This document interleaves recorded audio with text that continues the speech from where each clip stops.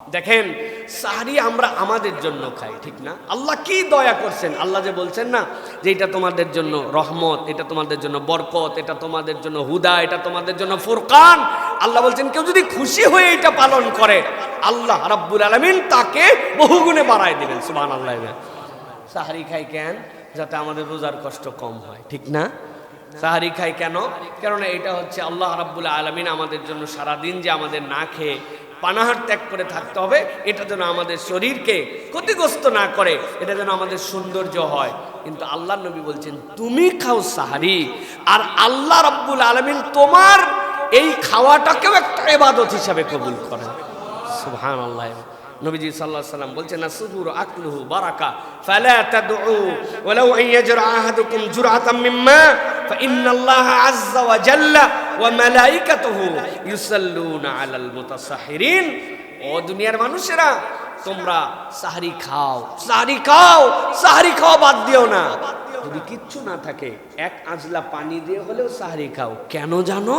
তুমি যখন সাহরি খেতে ওঠো, তোমার ঘরে আজকে কিছু নাই, এক আজলা পানি দিয়ে তুমি নিয়ত করছো আমি রমাদানের সাহরি করতেছি। ইন্নাল্লাহা ওয়া মালাইকাতাহু, নিশ্চয় আল্লাহ এবং তার ফেরেশতারা যারা সাহরি করে তাদের জন্য আল্লাহ রাব্বুল আলামিন ক্ষমা করেন, আর ফেরেশতারা আল্লাহর কাছে ক্ষমার দোয়া করে। ইন্নাল্লাহা আযজা ওয়া জাল্লা ওয়া মালাইকাতুহু ইউসাল্লুনা আলাল মুতাসাহহিরিন। যারা আমি খাচ্ছি, আহা গল্প করতেছি আর বলতেছি বাহ মুরগির গোশতটা তো সেই মজা হয়েছে, আলু ভর্তাটাও সেই রকম স্বাদ হয়েছে, এক কাপ দুধও খাচ্ছি, 3টা খেজুরও খাচ্ছি, সবাই মিলে আনন্দও করতেছি। আমি খাই সাহরি আমার শরীরের জন্য, আমার সিয়াম সহজের জন্য, আর আল্লাহর ফেরেশতারা ওই সাহরিকারীদের উপরে তখন দোয়া করার রহমত নাজিল করে। কি রমাদান পাইলাম আমরা, কি আল্লাহ রাব্বুল আলামিনের পক্ষ থেকে বরকতপূর্ণ সময় পাইলাম। এই জন্য নবীজি বলছেন খবরদার সাহরি ছাড়া যাবে না। 2 নম্বরে সাহরির ক্ষেত্রে আমাদের জন্য দায়িত্ব, নবী করিম সাল্লাল্লাহু আলাইহি ওয়াসাল্লাম বলেছেন সাহরি কখনো তোমরা একদম শেষ সময়ে সাহরি করা, এটা হচ্ছে রাসূলুল্লাহ সাল্লাল্লাহু আলাইহি ওয়াসাল্লাম কর্তৃক নির্দেশন। আল্লাহ নবী সাল্লাল্লাহু আলাইহি ওয়াসাল্লাম বলছেন ইন্নামা আশারাল আম্বিয়া উমিরনা বিতাজিলিল ফিতরিনা ওয়া তাখিরি সুহুরিনা।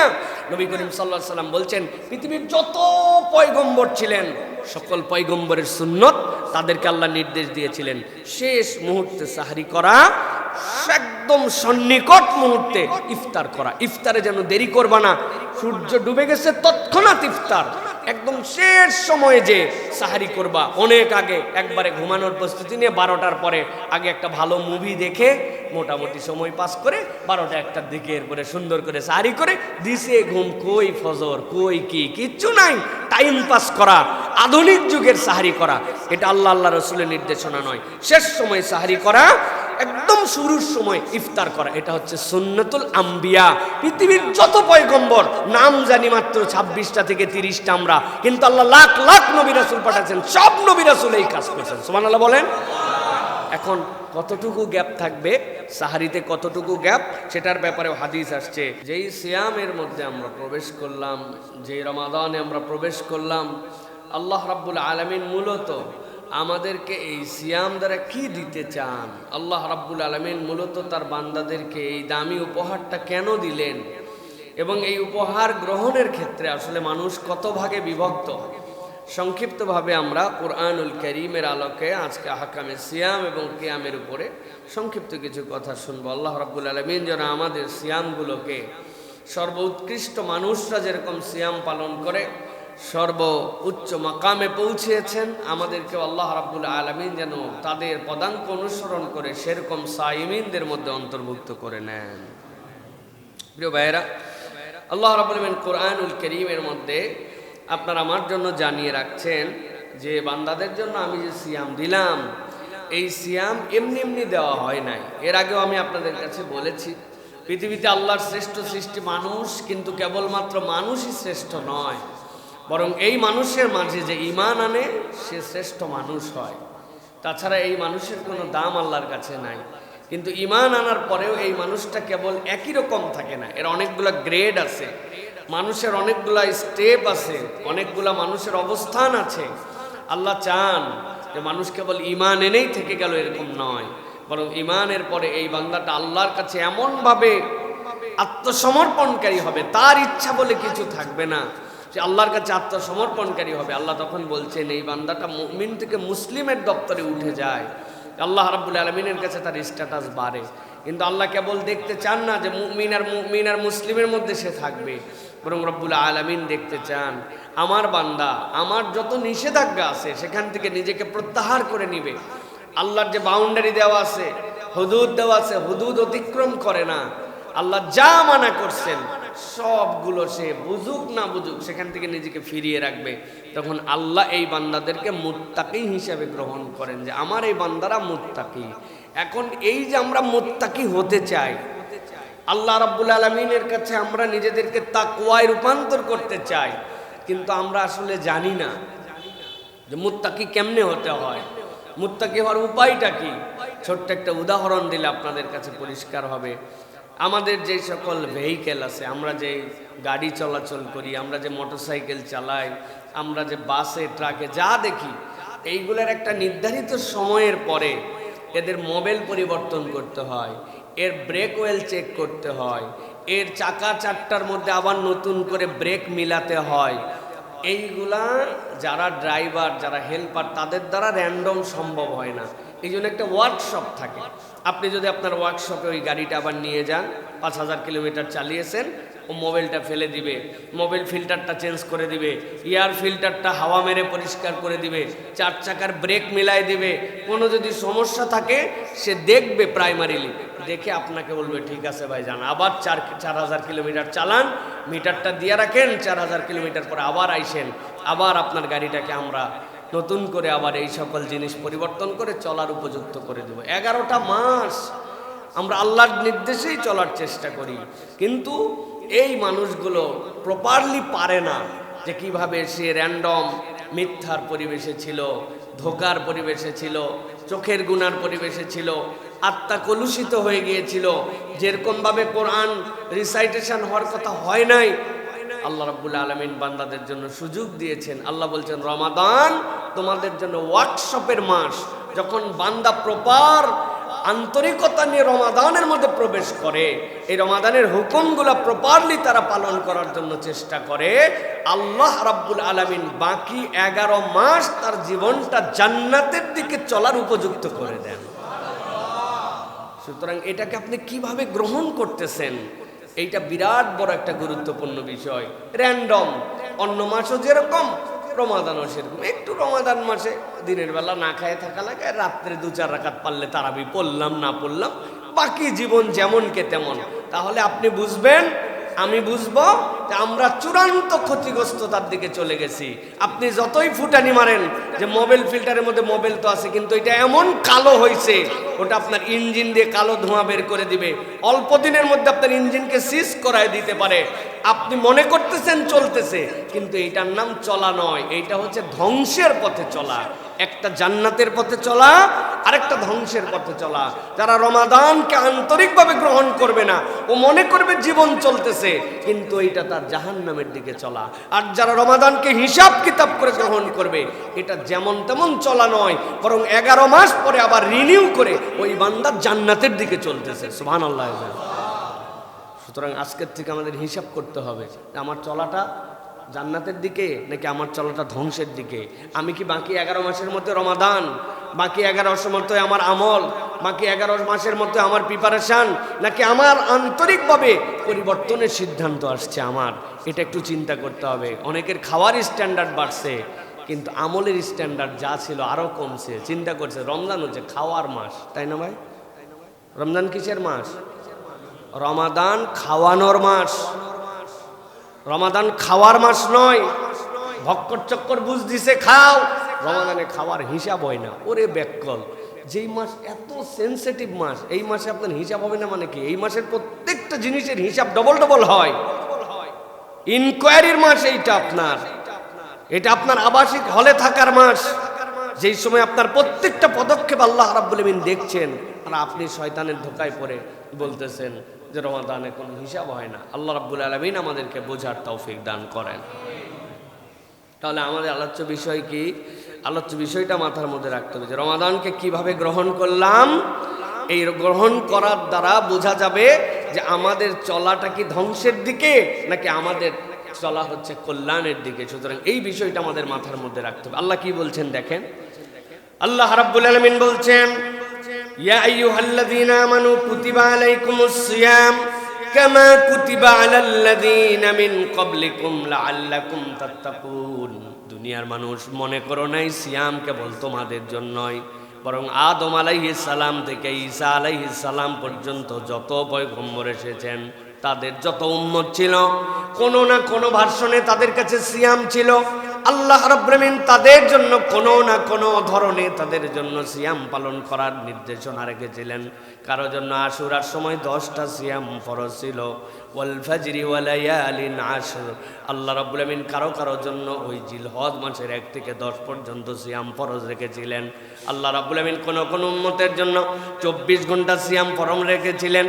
একমাত্র সাহরির সময় তাকে সাহরি তার ইফতার, সাহরি তার রোজার শুরু, সাহরি তার জন্য আবার সিয়াম ভঙ্গের সময়, এই রকম নিয়ম কানুন রেখেছিলেন। আল্লাহ বলছেন, বান্দা উম্মতে মুহাম্মাদি জেনে রাখো, এইটা তোমাদের জন্যই কেবল ফরজ, এরকম নয়।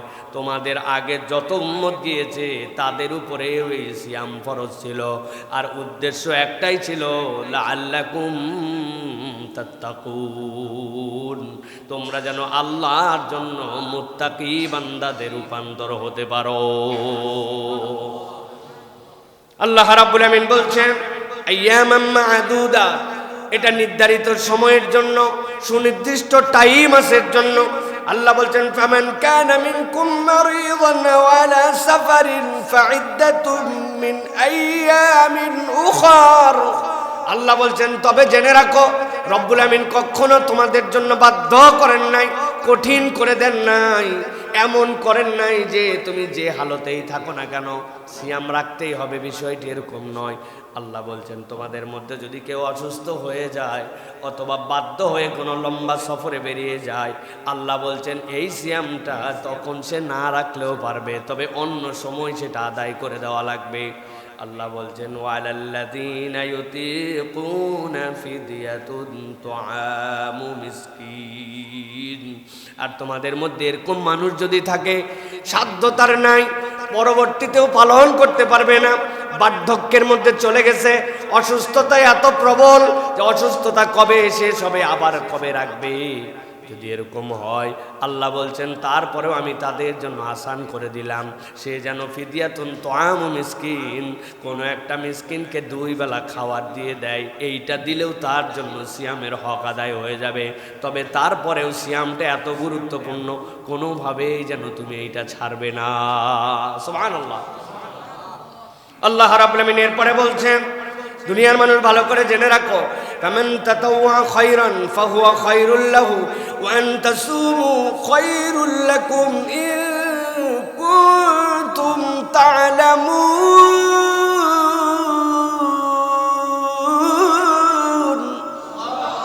আল্লাহ বলছেন, দুনিয়ার মানুষ, আমি রব্বুল আমিন তোমাদের জন্য এই বার্তাটা পৌঁছাই দিলাম। আল্লাহ বলতেছেন, তোমরা যদি খুশির সাথে সৎকর্ম করো, একটু কষ্ট হবে, একটু পিপাসা লাগবে, রাখলে মনে হয় কেমন যেন নিজের জীবনের মধ্যে একটা ধাক্কা মারতেছে। আল্লাহ বলছেন, কিন্তু তুমি যদি খুশির সাথে না কাজ করো, আমি আল্লাহ গ্যারান্টার হলাম, তোমার এই খুশির সাথে আনন্দ চিত্তে আমল যদি করো, আল্লাহ রাব্বুল আমিন এটার সাথে বিশেষ একটা কল্যাণ তোমাদের সাথে যুক্ত করে দিবেন। আর আল্লাহ বলছেন, যেমন তেমন কথা নয়, তোমার এই আমল যেটা আমি আল্লাহ রোজা হিসাবে তোমাকে দিলাম, এইটা যদি পালন করো, আল্লাহ রাব্বুল আমিন এর বিষয়ে সবিশেষ অবহিত, এর দ্বারা নিশ্চয় তোমাদের কল্যাণ আছে। সুবহানাল্লাহ। আল্লাহ গ্যারান্টার হচ্ছেন যে তুমি যদি আনন্দের সাথে এই কাজটা করো, আমি রব্বুল আলামিন তোমাকে কি ধরনের বেনিফিট দেব তুমি কল্পনাও করতে পারবে না। সুবহানাল্লাহ। অটোফেজি আবিষ্কার করছে এখন জাপানের বিজ্ঞানীরা, দিনের অর্ধেক খেয়ে না খেয়ে থাকতে হবে, সপ্তাহে 1-2 দিন ফাস্টিং করতে হবে, মাসে 2-3 দিন থাকতে হবে। এটা হচ্ছে এখন ওয়ার্ল্ড ওয়াইড সবচেয়ে বড় রোগ মুক্তির জন্য মেডিসিন। তারা বলতেছে এটা মেডিসিন। অটোফেজি আবিষ্কার করে নোবেল পুরস্কার জিতে গেছে। কি সকাল থেকে এই আইটেম খাওয়া যাবে আর এইটা খাওয়া যাবে না, এইভাবে 3 দিন পেট স্টমাককে তোমার ফাঁকা রাখতে হবে, সপ্তাহে 2 দিন রাখতে হবে, মর্নিং সেশন করতে হবে। আল্লাহ নবীকে দিয়ে শিখাইছেন সোম বৃহস্পতি আইয়ামে 20 আর পুরা 1 মাস। কোন মুসলমানদের থেকে হেলদি কেউ থাকতে পারে না যদি সে বুঝে সুঝে সিয়াম পালন করে। সুবহানাল্লাহ। আল্লাহ রাব্বুল আমিন বলছেন এই যে তোমাদের জন্য কল্যাণ দিব বললাম, ওরা তো কেবল না খেয়ে থেকে শরীরের সাথে এটা সম্পৃক্ত করেছে, কিন্তু আমি রব্বুল আমিন তোমাদের জন্য জানালাম এই সিয়াম যেটা তোমার কল্যাণ দিবে এটা কেবল শরীরের সাথে নয়, আল্লাহ রাব্বুল আমিন এর সাথে তোমার আত্মার সম্পর্ক রেখেছেন। এর সাথে তোমাদেরকে রব্বুল আলামিন দিলের মধ্যে এমন কিছু ঢুকাই দিতে চান যেটা অন্য কেউ আর পায় না। দুনিয়ার প্রযুক্তি আগায়া রোগমুক্ত জীবনযাপন করে দীর্ঘ সবচেয়ে হায়াতের মালিক এখন জাপানিরা, দীর্ঘ তাদের হায়াত, গড় হায়াতের দিক দিয়ে তারা সবচেয়ে উঁচুতে। কিন্তু জিজ্ঞাসা করি বলেন তো পুরা পৃথিবীতে আত্মহত্যার হারের দিক দিয়ে 1 নম্বর কারা? স্বেচ্ছায় মৃত্যুবরণ করে ইঞ্জেকশন দিয়ে দাও, নিরাপদ মৃত্যু আমি আবেদন করলাম, তাকে মাইরে ফেলা লাগবে। কারণ কি? কারণ শরীরের রোগমুক্ত হয়েছে কিন্তু অন্তরের প্রশান্তি যুক্ত হয় নাই। আমার আল্লাহ বলছেন যদি তোমরা আনন্দ চিত্তে এই কাজ করো আমি রব্বুল আমিন কেমনে তোমার আত্মাকে পরিশুদ্ধ করব জানো নাকি? আল্লাহ বলছেন যেমন তেমন মাস এইটা নয়, এই মাসের সিয়ামের আলাদা মর্যাদা আছে। শাহরু রমাদান আল্লাযী উনজিলা ফীহিল কুরআন হুদাল লিন-নাসি ওয়া বাইয়িনাতিন মিনাল হুদা ওয়াল ফুরকান।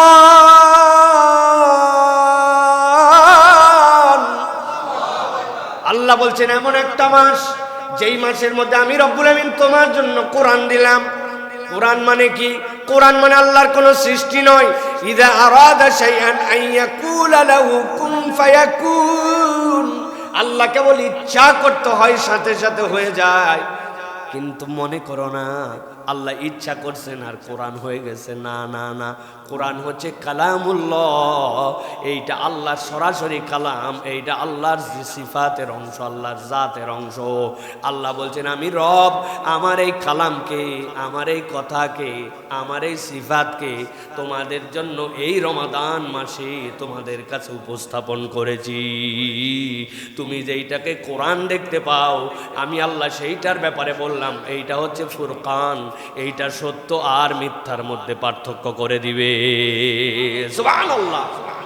বহু চ্যালেঞ্জ নিয়েছে কোরআনের আভ্যন্তরীণ বিষয়, আয়াতে যেগুলো মুহকামাত মুতাশাবিহাত ওইগুলো অনেকে বুঝে না। আল্লাহর এই কোরআনের আয়াত নিয়ে অনেক কথা বলে, অনেক ধরনের বার্তা দেয়। আছেন এরকম লোকেরা? মুসলমানদের মধ্যে এরকম লোক আছে।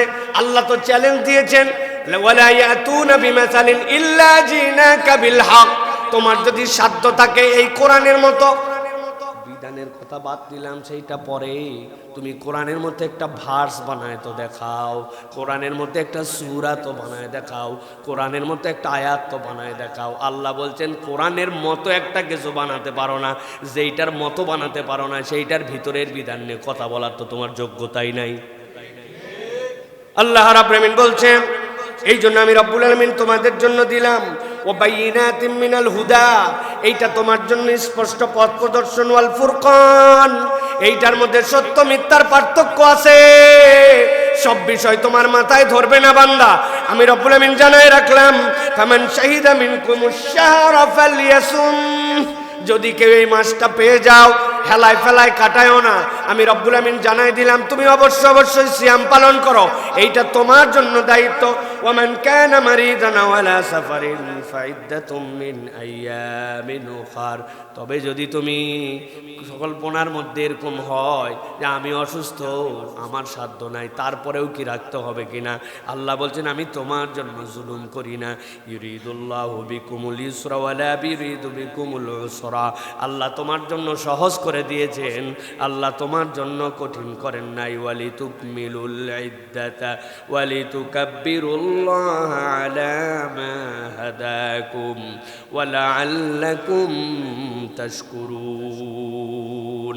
আল্লাহ রাব্বুল আলামিন কামনা করেন যে তোমরা যাতে গণনাটা পূর্ণ করো। চাঁদ দেখে শুরু করবে, চাঁদ দেখে শেষ করবে। আল্লাহ রাব্বুল আলামিন তোমাদের জন্য হেদায়েত দান করবেন। আর আল্লাহ চান যে তোমরা আল্লাহর মহত্বের বর্ণনা করো, তোমরা অকৃতজ্ঞ হইও না, আল্লাহর কাছে তোমরা কৃতজ্ঞ হয়ে যাও। সুবহানাল্লাহ। ভালো করে খেয়াল করেন, আল্লাহ রাব্বুল আলামিন বলছেন তোমরা গণনা পূর্ণ করবে, আল্লাহ রাব্বুল আলামিনের জন্য তোমরা কৃতজ্ঞ হবে। আল্লাহ কঠিন করতে চান না, আল্লাহ সহজ করে দিয়েছেন। আল্লাহ এই কোরআনকে হুদা ফুরকান তোমাদের জন্য আল্লাহর পক্ষ থেকে রহমত করে অবতীর্ণ করেছেন। মাস কোনটা? রমাদান। সুতরাং কোনো ইমানদার এটা ভাবতে পারে না যে কেবল সে সকাল থেকে সন্ধ্যা পর্যন্ত না খেয়ে আসে, পানাহার ত্যাগ করেছে, এইটার নাম কখনো সিয়াম নয়। বরং সিয়াম হচ্ছে আল্লাহর দেখানো নির্দেশনায় সকল পাপাচার অনাচার আল্লাহ যা করতে নিষেধ করেছেন ওইগুলোর থেকে ত্যাগ করার নাম হচ্ছে সিয়াম। আর হালতটা হচ্ছে না খায় থাকা, ঠিক কিনা? আমরা উল্টাইছি, এখন সব করি কিন্তু না খায় থাকি, আছে না ভাই? এই জন্য আল্লাহ রাব্বুল আলামিন আমাদেরকে সতর্ক করছেন। আল্লাহ বলছেন ওয়ালা আল্লাকুম তাশকুরুন, যে আল্লাহ তোমার এত বড় নিয়ামত দিল, আশা করা যায় তুমি কৃতজ্ঞ হবে। আল্লাহ এটা তোমার জন্য একটা গুড অপরচুনিটিস দিলেন, আর তুমি এইটারে ইচ্ছা মতো তোমার যেরকম মন চাই সেরকম ব্যবহার করলে এটা রব্বুল আলামিন তোমার কাছে চান না। আল্লাহ এবার অফার করতেছেন, বান্দা যে রমাদান তোমাকে দিলাম, আশা করা যায় এর মধ্যে সিয়াম পালন করবে।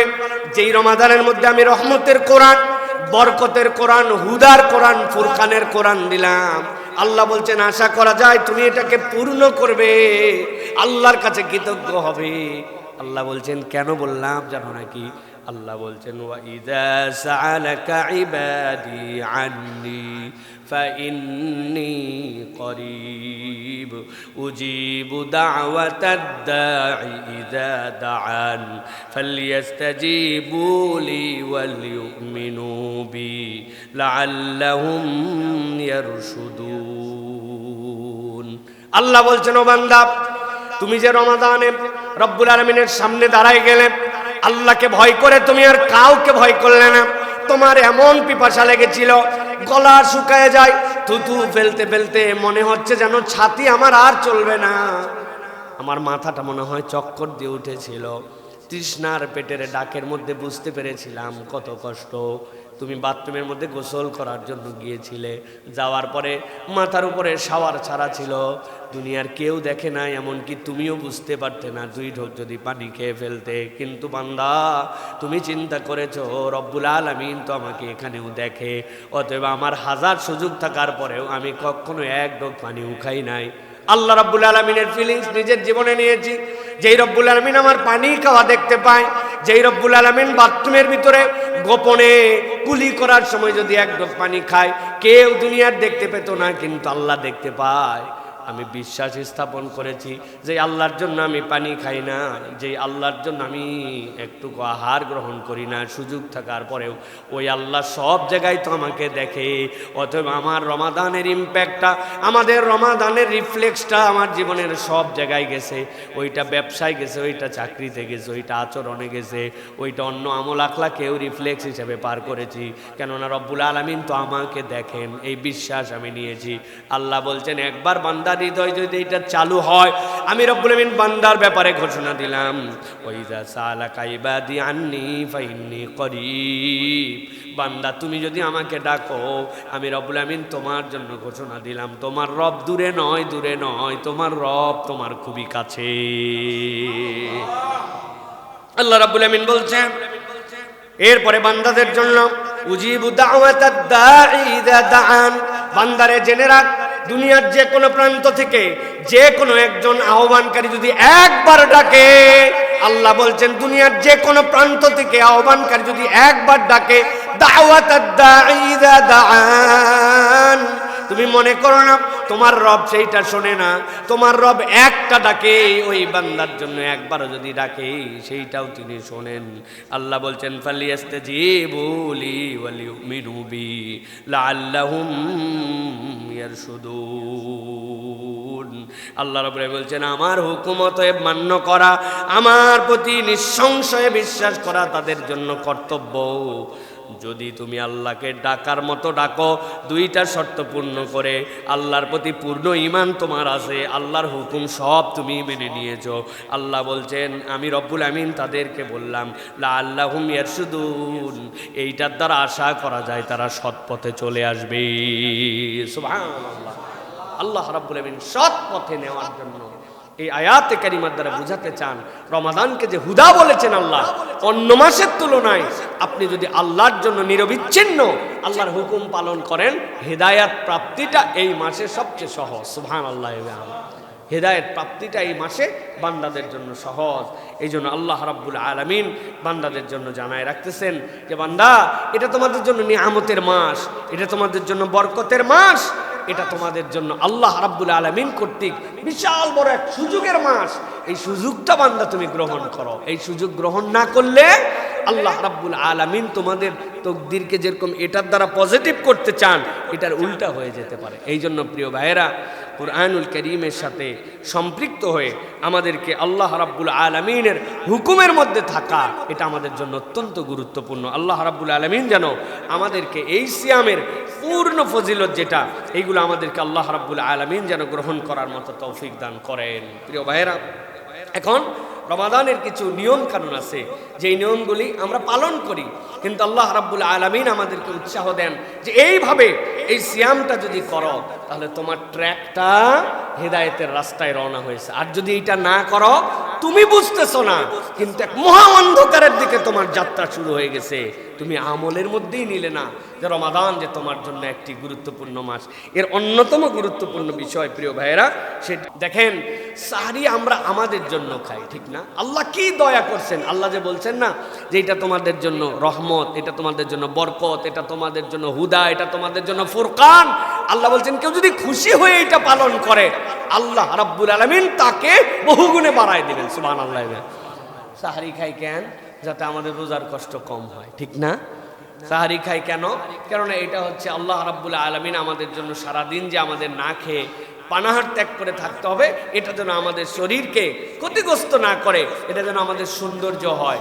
কিন্তু আল্লাহ নবী বলছেন তুমি খাও সাহরি, আর আল্লাহ রাব্বুল আলামিন তোমার এই খাওয়াটাকেও একটা ইবাদত হিসাবে কবুল করেন। সুবহানাল্লাহ। নবীজি সাল্লাল্লাহু আলাইহি ওয়াসাল্লাম বলছেন আসুহুরু আকলুহু বারাকা ফালা তাদউ ওয়ালাউ আন ইয়াজরা আহাদুকুম জুরআতাম মিম্মা ফাইন্নাল্লাহা আযজা ওয়া জাল্লা ওয়া মালাইকাতুহু ইউসাল্লুনা আলাল মুতাসাহহিরিন। ও দুনিয়ার মানুষেরা, তোমরা সাহরি খাও, সাহরি খাও, সাহরি খাও, বাদ দিও না। যদি কিচ্ছু না থাকে, এক আজলা পানি দিয়ে হলেও সাহরি খাও। কেন জানো? তুমি যখন সাহরি খেতে উঠো, তোমার ঘরে আজকে কিছু নাই, এক আজলা পানি দিয়ে তুমি নিয়ত করছো আমি রমাদানের সাহরি করতেছি। ইন্নাল্লাহা ওয়া মালাইকাতাহু, নিশ্চয় আল্লাহ এবং তার ফেরেশতারা যারা সাহরি করে তাদের জন্য আল্লাহ রাব্বুল আমিন ক্ষমা করেন, আর ফেরেশতারা আল্লাহর কাছে ক্ষমার দোয়া করে।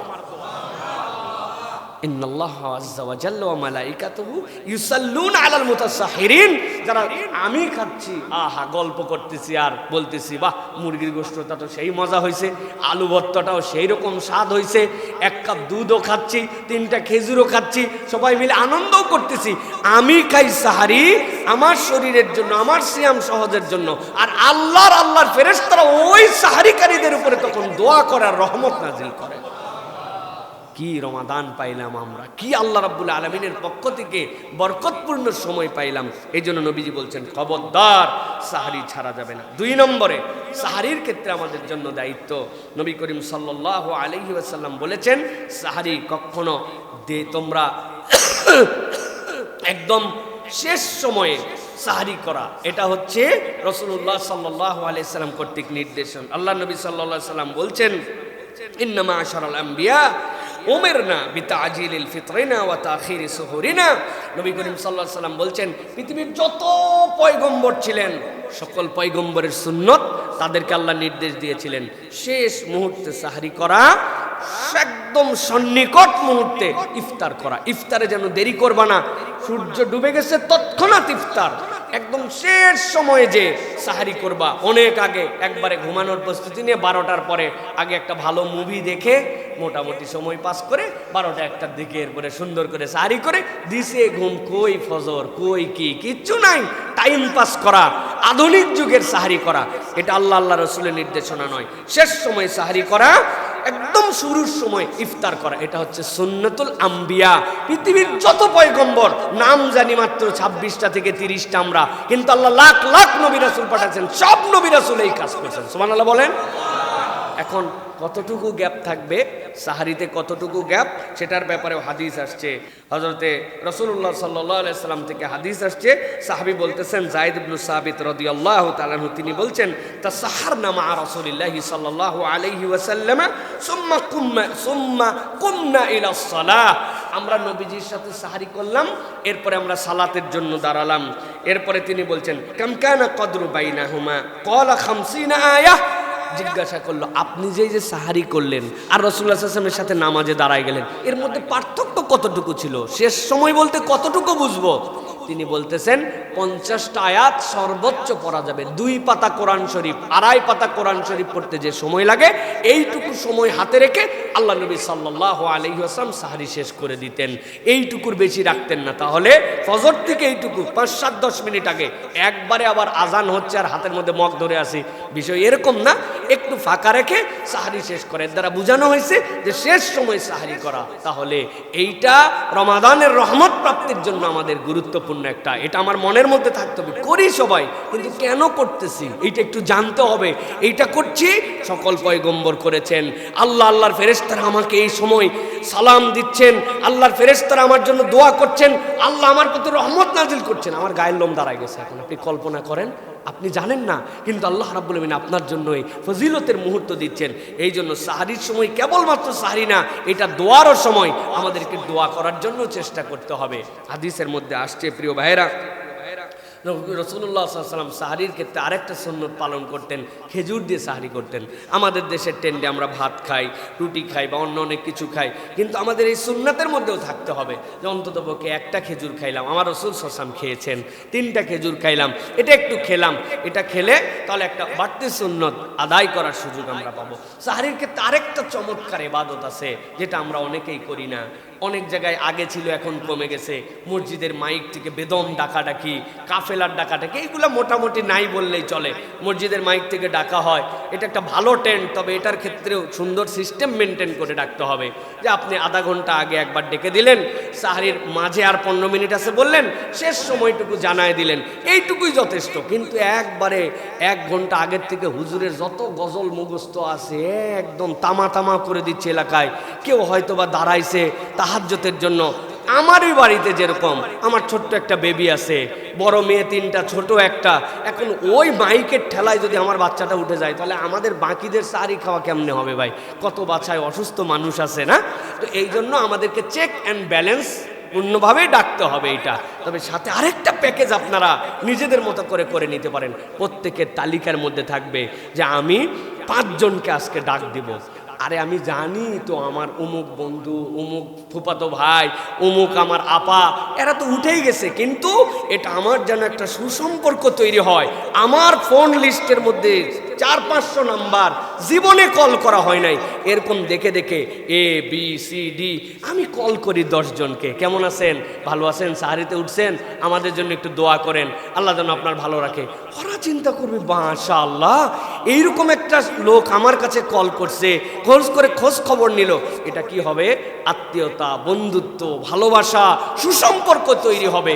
সাহারি এটাও একটা ইবাদত হবে যে আপনি এই সময়টুকুতে ওই মানুষগুলোকে স্মরণ করতেছেন। আল্লাহ রাব্বুল আলামিনের রাসূল বলছেন, তোমরা যদি তোমার হায়াতকে বড় করতে চাও, রিজিকের মধ্যে যদি বরকত চাও, তাহলে তোমার আত্মীয়তার সম্পর্কটা ঠিক রাখো।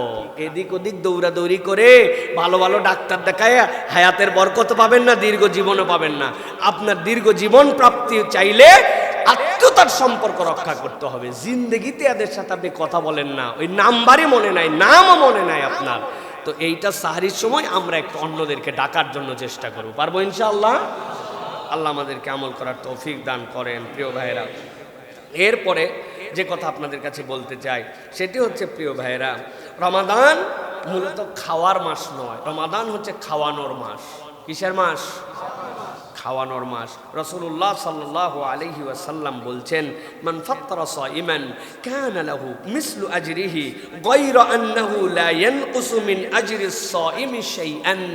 কেউ যদি একজন রোজাদারকে ইফতার করায়, আল্লাহ নবী বলছেন ওই রোজাদার সারাদিন রোজা রেখে যা সওয়াব পায়, এই বান্দাকে আল্লাহ রাব্বুল আলামিন ইফতার করানোর দ্বারা পুরা সওয়াব দিয়ে দেয়। এই জন্য খবরদার, কেউ যদি ইফতার করাতে চায় আপনারা এই ইফতার নিবেন না। এই বেটা তুমি 3 খেজুর খাওয়াইয়া পুরা দিনের সওয়াব আমার নিবা, এত বড় সুযোগ আমরা দিব না, ঠিক কিনা? ঠিক। আল্লাহ নবী সাল্লাল্লাহু আলাইহি ওয়াসাল্লাম বলতেছেন, লা ইয়ানকুসু মিন আজরিস সাইমি শাইআন। জেনে রাখো, তোমাকে তো আল্লাহ সওয়াব দেন, কিন্তু রোজাদারের সিয়ামের সওয়াব এক চুলো কমে না, আল্লাহ তাকেও দেন, তারটাও রেখে দেন। সুবহানাল্লাহ। এই জন্য আমার এক নানা ছিলেন, এখনো আছেন, একটু অসুস্থ হয়ে গেছেন। রোজার মাস ওনার পকেট এরকম উঁচু। কিও নানা, তোমার পকেটে কি? সব সময় তার পকেটে 60টা করে ছোট ছোট খেজুর দিয়া পলিথিন পেঁচায় রেখেছে। যার সাথে দেখা হয়েছে তার এই সারাদিন 2 পকেট থেকে বাইর করতেছে আর 2 জন দিচ্ছে। বলে না না, আমি তো প্রত্যেককে বড় করে রোজার সিয়ামের সায়েমদেরকে বড় করে ইফতার করাতে পারবো না, কিন্তু ওনার টার্গেট 700 খেজুর প্রত্যেক দিন, 100 লোককে উনি 60টা করে খেজুর দেয়। এইটা হচ্ছে ওনার একটা আমল। আমরা প্রথমে মনে করতে হবে না না, এটা স্যাবলা, পকেটের মধ্যে খালি খেজুরের ঝোলা নিয়ে করতেছে। এখন বুঝি যে উনি কেইসা সোয়াব কামাই করার বুদ্ধিমান, ঠিক কিনা? আমাদের আবার পাশের বাসায় ইফতার দিব, যদি 12 পদ না হয় ইজ্জত থাকে? হ্যাঁ, ওরা আমাদেরকে দিছিল পেঁয়াজ, বেগুনি, এই ফল সেই ফল, তারপরে ক্যাটলেটে। রে বাবা রে, আমি খালি যদি খালি মুড়ি আর এইটা দেয় আমার ইজ্জত থাকে। অথচ রাসূলুল্লাহ সাল্লাল্লাহু আলাইহি ওয়াসাল্লামের সাহাবীরা 1 গ্লাস পানিও তাদেরকে হাদিয়া দিতেন, একটা খেজুর 2 ভাগ করে 2 ভাই খাইতেন। সুতরাং সোয়াব কামানোর জন্য আমাদের এটা একটা প্রচেষ্টা থাকবে। সাথে সাথে দেখবেন একদিন করেন মাসে, কত লোক আছে রাস্তা দিয়ে চলে যাচ্ছে, বেচারি বাসের মধ্যে আছে, ইফতার করার টাইম পায় নাই, অফিস শেষ হয়েছে বেরোতে পারে নাই, রিক্সাওয়ালা ভাইয়েরা 2-4 জন 5 জনের কম, আশপাশের দোকানদারেরা, পরিবেশ আছে এরকম জায়গায়, ঠিক আছে আজকে পথচারীদেরকে আমরা একটু ইফতার করা দেই, আজকে একটু এতিম মিসকিনদেরকে একটু ইফতার করা দেয়, আজকে অমুক মসজিদে অনেক মুসাফিররা বসেন, তাদের জন্য আমার একটু কন্ট্রিবিউশন করে দেয়। ও ভাই, টাকা নিয়ে কবরে যাওয়া যাবে না ভাই। এই কামাই নিয়ে কবরে গেলে আপনি এমন কিছু পাবেন যেটা আপনি কল্পনাও করতে পারবেন না, কিন্তু এই টাকা টাকার জায়গায় থেকে যাবে। রমাদান পার হওয়ার পরে খাওয়ানোর সুযোগ পাবেন, সোয়াব পাবেন, কিন্তু রমাদানের এই ইফতার করানোর মতো আপনি আনন্দ আপনার জীবনে পাবেন না প্রিয় ভাইরা। এই জন্য মুসলমানের সিয়াম কেবল না খেয়ে থাকার নয়, মুসলমানের সিয়াম তার আত্মার ট্রিটমেন্ট, তার মানসিক ট্রিটমেন্ট, তার সম্পদের পবিত্রতা, তাকে আল্লাহর দেওয়া নিয়ামতগুলোকে কামাই করে নেওয়ার সুযোগ।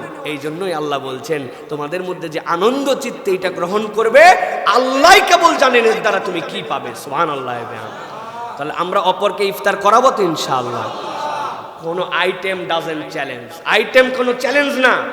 আমার যা তৌফিক আছে আমি ওইটুকুই মানুষকে খাওয়াই দিছি। আল্লাহ রাব্বুল আলামিন, ও ভাই কত বুদ্ধি আছে জানেন। আমার ছোট ভাই একটা আছে, আমরা তো 5 ভাই, সে হচ্ছে পুদিনা পাতার যে এই কি বলে শরবত, এটার বিশেষজ্ঞ বলা চলে। বিভিন্ন ধরনের শরবতে সে হচ্ছে ডাক্তার মানুষ, কিন্তু সে হচ্ছে শরবত বিশেষজ্ঞ। ও করবে কি, 5টা বোতল বানাবে পুদিনার, কোনো বাড়িতে কিচ্ছু দিবে না, ও শরবত পাঠায় দিছে। আপনার জিন্দগিতে শরবত পাঠাইছেন? খালি জীবনেও শরবত, খালি শরবত আবার কেমনে পাঠায়? কিন্তু ও 5 বোতল করে আশপাশের 5 জনে দিছে, পরের দিন আরো 5 জনে দিছে।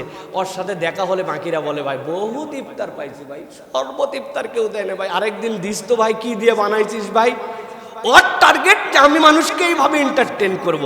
মানুষের বুদ্ধি থাকলে সোয়াব কামানোর কোনো সুযোগের শেষ নাই। আমার যতটুক সামর্থ্য আছে, আল্লাহ রাব্বুল আলামিন তো বাধ্য করেন নাই, 1000, 2000, 5000, 10,000 বলছেন আল্লাহ।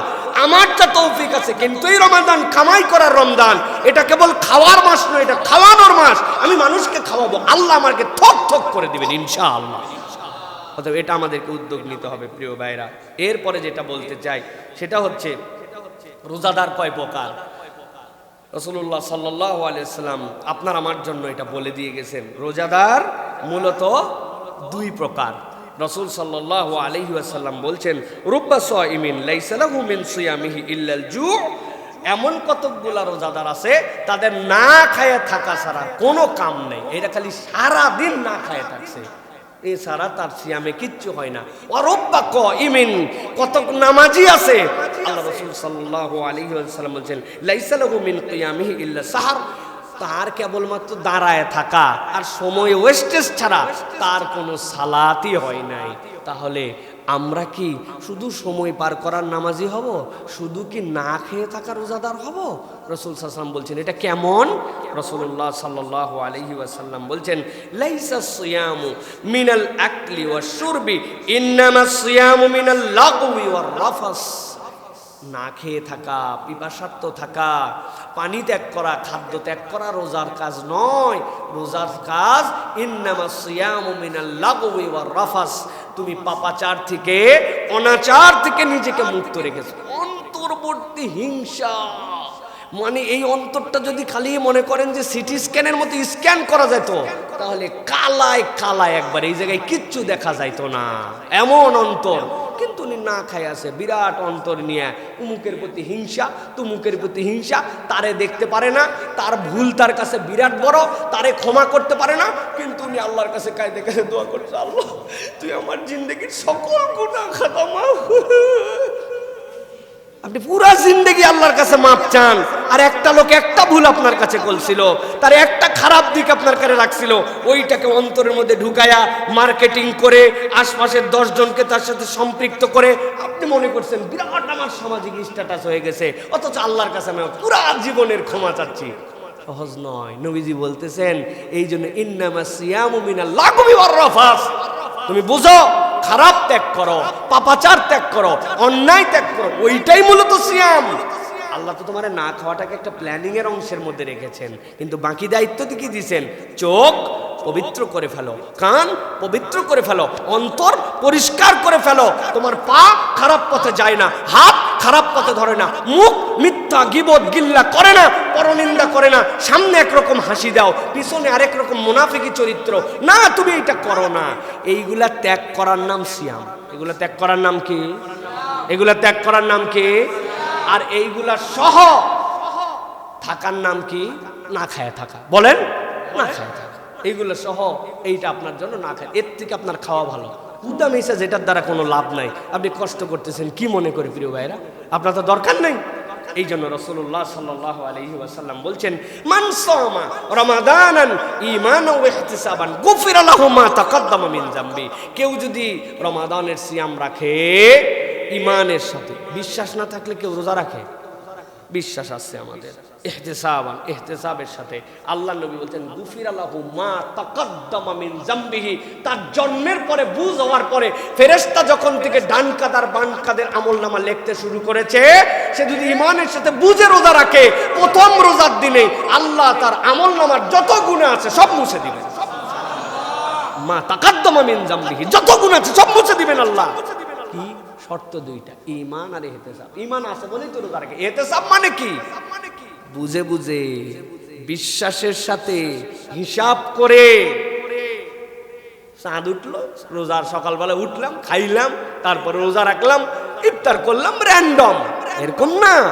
ইহতিসাব মানে কি? বিশ্বাসের সাথে রব্বুল আলামিন যে দায়িত্ব দিয়েছেন ওই দায়িত্ব আমানতের সাথে পূর্ণ করে। আল্লাহ আপনাকে একটা বাউন্ডারি ওয়াল দিয়েছেন, বান্দা এইটা আমার বাউন্ডারি, এর বাহিরে তুমি যাবা না, মিথ্যা তুমি বলতে পারো না, তুমি গীবত গিল্লা করতে পারো না, বান্দার হক নষ্ট করতে পারো না, বোনের হক মেরে খেতে পারো না। হ্যাঁ, আল্লাহ রাব্বুল আলামিন তোমার জন্য চোখের যে বিধান দিয়েছেন এর বাহিরে তুমি দেখতে পারো না, কানকে যে পর্যন্ত এর বাহিরে নিতে পারো না, অন্তরকে চিন্তার একটা ব্যারিয়ার দেওয়া হয়েছে, ইচ্ছাকৃতভাবে অন্তরকে এরকম জঘন্য চিন্তার মধ্যে তুমি ফেলতে পারো না। আল্লাহ বলছেন এইটার মধ্যে থেকে তুমি যদি হিসাব করে আল্লাহর প্রতি পূর্ণ বিশ্বাসের সাথে একটা রোজা রাখো, কেবল প্রথম রমাদানে, আল্লাহ তোমার আমলনামায় যত গুনাহ আছে সব মুছে দিবেন। সুবহানাল্লাহ। ওমান কামা রমাদানা ঈমানান ওয়া ইহতিসাবান, তারপরেও এত দাগ পড়ছে, সব দাগ ওঠে নাই, আরেকবার ডলা দেওয়া লাগে, ডলা দিয়ে ঘষে ঘষে একটু ভিজায় রাখা লাগে, তারপরে থেকনানো লাগে, একটু লেবুর রস দেওয়া লাগে, দেওয়ার পরে দাগ ওঠে। আল্লাহ নবী বলছেন সেটারও সুযোগ আছে। ওমান কামা রমাদানান ঈমানান ওয়া ইহতিসাবান গুফিরা লাহু মা তাকাদ্দামা মিন যামবি, কোন বান্দা যদি ওই রমাদানে কিয়াম পালন করে, তারাবি পড়ে, তাহাজ্জুদ পড়ে, কিয়ামুল লাইল পড়ে, ঈমানের সাথে, বিশ্বাসের সাথে যে আল্লাহ আমি তোমারে বিশ্বাস করি, আল্লাহ আমার গুনাহ খাতাও হয়ে গেছিল, আস্তে আস্তে তওবা করে ফেরত আসছে, আল্লাহ আগের জিন্দেগি আর পরের জিন্দেগি একরকম হতে পারে না। আল্লাহ আল্লাহ বলছেন ওই সালাত দাঁড়াতে দেরি, আল্লাহ তার বাকি গুনাহ মুছে দিতে দেরি নাই। এরকম করতে করতেও কিছু ভিআইপি গুনাহ আছে, আল্লাহ বিশেষ প্যাকেজ দিচ্ছেন। আবাসন মেলা হয় না, সবসময় একটা অফার দেয়, ওই মেলায় গেলে একটা ভিন্ন অফার পাওয়া যায়। বাণিজ্য মেলা, র্যান্ডম দাম, শেষ দিন আজকে বিশেষ ছাড়। আল্লাহ নবী সাল্লাল্লাহু আলাইহি ওয়াসাল্লাম বলছেন মান কামা লাইলাতুল কদরি ঈমানান ওয়া ইহতিসাবান, লাইলাতুল কদরের দিনে রোজা রাখছে আর রাত্রিবেলা যারা আসছে লাইলাতুল কদরের নামাজ পড়ছে, এই পর্যন্ত যা মাফ হয় নাই, আল্লাহ সব বাকিগুলো তার মাফ করে দেয়, সবগুলা রমাদানের মধ্যে। এই জন্য ভালো করে হিসাব করে তাকাতে হবে আমি কোন ধরনের রোজাদার।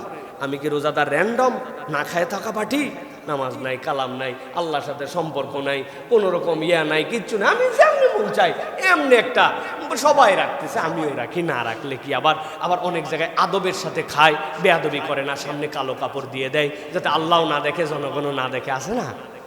আহা, কি আদবের সাথে খায় এরা, কত বড় তাকওয়াওয়ালা মুসলমান। চিন্তা করেন যে ওরা সামনে কাপড় দিয়ে ভিতরে খায়। আল্লাহ এদের দোকানে বরকত দান করুক, আমিন বললেন না? আল্লাহ এরকম যারা না খায় তাকে এদের বেশি কাস্টমার যেন এদেরকে জুটায় দেয়, তাই তো না? আহারে লা ইলাহা ইল্লাল্লাহ, আল্লাহ আমাদেরকে বোঝার তৌফিক দান করুক। প্রিয় ভাইয়েরা, নবীজি আরেকটা কথা বলছেন যে তোমরা কোন ধরনের সিয়াম পালন করবে, এটা আজকে আমার শেষ কথা।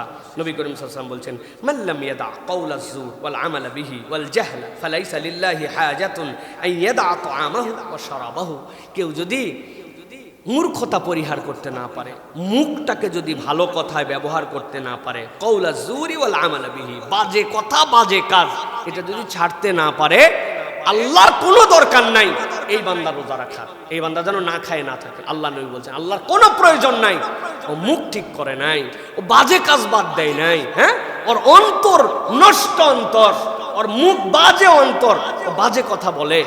আল্লাহ নবী বলছেন আল্লাহর ওয়াস্তে সে যেন না খায় না থাকে, সে যেন পান না থাকে, ও খাগা, ও গরুর মতো খাক, শুয়োরের মতো খাক, কুত্তার মতো খাক, ওদের যেরকম সিয়াম দরকার নাই ওর জন্যও দরকার নেই। আল্লাহ রাসূল সাল্লাল্লাহু আলাইহি ওয়াসাল্লাম রাগ করে আপনার আমার জন্য এই জন্য বলেছেন। এই জন্য ভাই মিথ্যা, অন্যায় কাজ, ক্রোধ, মুখ দিয়ে যে সকল অন্যায় হয় এগুলো থেকে আমাদেরকে বেঁচে থাকার জন্য চেষ্টা করতে হবে, নচেত আমাদের জন্য এই সিয়ামের কোনো ফায়দা হবে না। প্রিয় ভাইয়েরা, আল্লাহ রাব্বুল আমিন আমাদেরকে বোঝার তৌফিক দান করেন, আল্লাহ আমাদের সিয়ামগুলোকে হক মতো আদায় করার মতো তৌফিক দান করেন। প্রিয় ভাইয়েরা, একটা বিষয় আমাদের কাছে অনেকেই বলেন যে আমাদের এই যে সিয়াম পালনের জন্য আমরা কিভাবে আমাদের ইফতারটাকে কিভাবে শুরু করব। হ্যাঁ, ইফতারের ক্ষেত্রে চমৎকার কিছু বর্ণনা এসেছে, আমি আপনাদের কাছে 3টা দোয়ার কথা বলি। হ্যাঁ, একটা হচ্ছে যে ইফতারের সময় দোয়াটা আল্লাহ রাব্বুল আলামিন পছন্দ করেন এবং কবুল করেন। ইফতার নিয়ে যখন বান্দা আল্লাহর সামনে দাঁড়ায় যায়, আল্লাহ রাব্বুল আলামিন বান্দার দোয়াকে ফেরত দেওয়াকে লজ্জাবোধ করেন, কেননা বান্দার সব অপরচুনিটিস থাকার পরেও কেবল আল্লাহকে ভয় করে বান্দা সেই সময় আল্লাহর জন্য নিবেদিত হয়। এই জন্য ইফতারের দোয়াটা আমাদের জন্য খুবই গুরুত্বপূর্ণ। আল্লাহ রাসূল সাল্লাল্লাহু আলাইহি ওয়াসাল্লাম হাদিসের মধ্যে বলেছেন, আল্লাহ রাব্বুল আলামিন বলেন আস-সাওমু লি ওয়া আনা আজজি বিহি, সিয়াম হচ্ছে আমার জন্য আর আমি স্বয়ং আল্লাহ এর প্রতিদান। কি দিবেন আল্লাহ রাব্বুল আলামিন সিলেক্ট করেন নাই, বলেনও নাই। আল্লাহ বলছেন যা দেওয়া লাগে আমি দিব এই দিন, এই সিয়াম আমার এবং এইটার প্রতিদান আমি আল্লাহ দিব। সুবহানাল্লাহ। এই জন্য 3টা দোয়া ইফতারের সাথে সংশ্লিষ্ট, একটা ইফতারের শুরুতে, আরেকটা ইফতার গ্রহণের সাথে সাথে হাদিসের মধ্যে আসছে। এর মধ্যে একটা আছে নবী করিম সাল্লাল্লাহু আলাইহি সাল্লাম বলতেন আল্লাহুম্মা ইন্নী আসআলুকা বিরহমাতিকাল্লাতী ওয়াসিআত কুল্লা শাইআন তাগফিরলি, হে আল্লাহ আমি আপনার কাছে দুনিয়া ব্যপ্ত হয়ে আছে আপনার রহমত, ওই রহমতের ভিখারি আল্লাহ, আপনি দয়া করে আমাকে ক্ষমা করে দেন। আল্লাহুম্মা ইন্নী আসআলুকা বিরহমাতিকাল্লাতী ওয়াসিআত কুল্লা শাই। আল্লাহ, আপনার রহমত তো সব কিছুর সাথে জড়িত আছে। আল্লাহ, যেহেতু আপনার রহমত সব কিছুর সাথে জড়িত আছে, আপনার কাছে আমি যাচ্ছি আনতাগফিরলি, আল্লাহ আপনি আমাকে ক্ষমা করে দেন। এইটা একটা বিষয় আছে। আরেকটা হচ্ছে আমরা যেটা বলি আল্লাহুম্মা লাকা সুমতু ওয়া আলা রিজকিকা আফতারতু, এটা ইফতার গ্রহণের এক মুহূর্ত। একটা হচ্ছে রোজা খোলার মুহূর্ত চলে আসছে, 10 মিনিট আছে, আল্লাহর কাছে আপনি কি বলবেন? আল্লাহ আপনার রহমত সব জায়গায় ব্যপ্ত হয়ে আছে। আল্লাহ অনেক দোয়ার সাথে এটাও বলবেন, আল্লাহ আমার তো কামনা একটাই, আপনি আমাকে ক্ষমা করে দেন। আল্লাহ আপনার রহমত তো সব কিছুর সাথে, আমার চোখের সাথে, হাতের সাথে, খাদ্যের সাথে, আল্লাহ আমার দুনিয়ার সাথে, দিন রাত আলো সব কিছুর সাথে রহমত জড়িত আছে। আল্লাহ, যে আল্লাহর সব জায়গায় রহমত, ওই আল্লাহর বান্দাটা কেমনে রহমত বঞ্চিত থাকবে? আল্লাহ আনতাগফিরলি, আল্লাহ আপনি আমাকে মাফ করে দেন। এটা ওই হালত। এবার ইফতারের শুরু, আল্লাহর কাছে আপনি তখন বলবেন আল্লাহুম্মা লাকা সুমতু ওয়া আলা রিজকিকা আফতারতু, এটাও হাদিসের মধ্যে আসছে। এটা ইফতার গ্রহণের আগ মুহূর্তে। আর যেই আপনি খেজুর একটা মুখে নিছেন, হ্যাঁ, এরপর একটু পানি খেয়েছেন, খাওয়ার পরে আপনার মধ্যে একটা আনন্দ, ওই সময় এই একটু খেজুর খেয়ে, একটু পানি খেয়ে আলহামদুলিল্লাহ এইটা বলার সাথে সাথে আপনি বলতে শুরু করবেন যাহাবাজ জামা ওয়াবতাল্লাতিল উরুক ওয়া সাবাতাল আজরু ইনশাআল্লাহ। যাহাবাজ জামা, কি পিপাসা ছিল আল্লাহ, 2 ঢোক পানি খেয়ে, 1 খেজুর খেয়ে তো আমার পিপাসা দূর হয়ে গেল। ওয়াবতাল্লাতিল উরুক, আমার শিরাগুলা মনে হচ্ছিল টান টান হয়ে গেছে, এইগুলো আর চলতেছে না। আল্লাহ, আমার শরীরের মধ্যে একটা মনে হচ্ছে পেট দিয়ে নেমে পুরা শরীরের মধ্যে একটা প্রশান্তি ছড়ায় গেল। আল্লাহ, আমার শিরা উপশিরাগুলা শান্ত হয়ে গেল। আল্লাহ সাবাতাল আজরু ইনশাআল্লাহ। খালি কি আমার এই পিপাসা গেল, আর খালি কি আমার এই শিরা উপশিরা এরকম হলো? আমি বিশ্বাস করি আল্লাহ আমার জন্য প্রতিদানও নির্ধারিত হয়ে গেল। তুমি যে বলছো আমার জন্য সিয়াম, এর প্রতিদান তুমি দিবে, আমি বিশ্বাস করি সাবাতাল আজরু ইনশাআল্লাহ। এই 3টা দোয়া খুব কঠিন কিছু না, একটু মনে রেখে যদি আমরা প্র্যাকটিসটা করি তাহলে ইফতারের সুন্নত আদায় হবে। ইফতারের সাথে আরেকটা বিষয়, খেজুর থাকলে 100% খেজুর দিয়ে ইফতারি করবেন। যদি না থাকে, নবীজি বলছেন পানি খাও, নিশ্চয় পানি আল্লাহর পবিত্রতার অংশ, সুতরাং এই পানিও তারপরে খাওয়া যাবে, কিন্তু খেজুর থাকলে একটা খেজুর মুখে দিয়ে ইফতার করা আমাদের জন্য সুন্নাহ। আল্লাহ আমাদেরকে এই সুন্নাহটা আমল করার মতো তৌফিক দান করেন। কতগুলো প্রশ্ন আসছে, আমরা এগুলো প্রশ্নগুলো একটু সংক্ষিপ্ত উত্তর দিয়ে দেই ইনশাআল্লাহ।